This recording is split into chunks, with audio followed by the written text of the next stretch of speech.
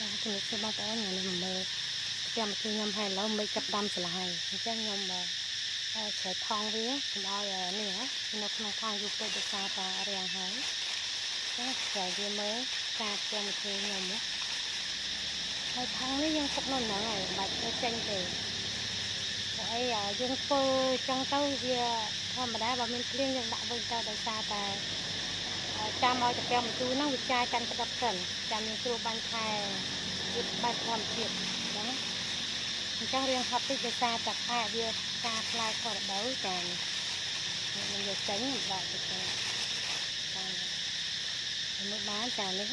ចានេះការរបស់វាចាបាក់ចឹងចានេះមកចា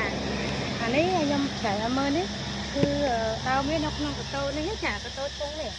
ចំណុះវាប្រហែលជា35នេះទៅហើយនេះចានេះយកគ្រូចេញចានេះចំណុះវាដាំក្នុងហ្នឹងចាដើមវាប៉ុណ្ណេះហើយខ្ញុំរាប់ទៅប្រហែលជាចូល10កោមជាងចាដើមទូចប៉ុណ្ណឹងទេនេះដើមប៉ុណ្ណឹងទេនេះដើមវាប៉ុណ្ណឹងទេក្នុងធុង10កោមជាងហ្នឹងអត់ទាន់អស់ទេវាចេញមកអត់ទាន់អស់នៅប្រហែលជាប្រហែលមេឃទៀតតែមើល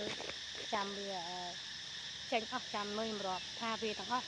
ក្នុងមួយដើមវាបានប្រហែលដាំក្នុងធុងជ័រចានេះ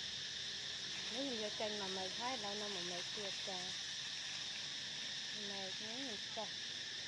ហើយខ្ញុំខ្ចប់នេះខ្ចប់តែពេលវាអត់ត្រូវភ្លៀងទេទៅភ្លៀងទេហើយទៅភ្លៀងទេនេះខ្ចប់នេះកាលមួយទៀត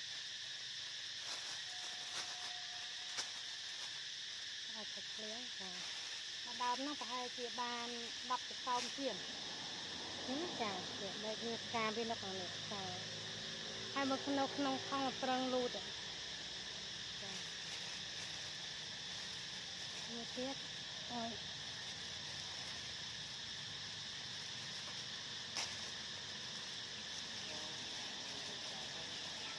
ក្នុងធុងនេះបានប្រហែលជា10កោមជាង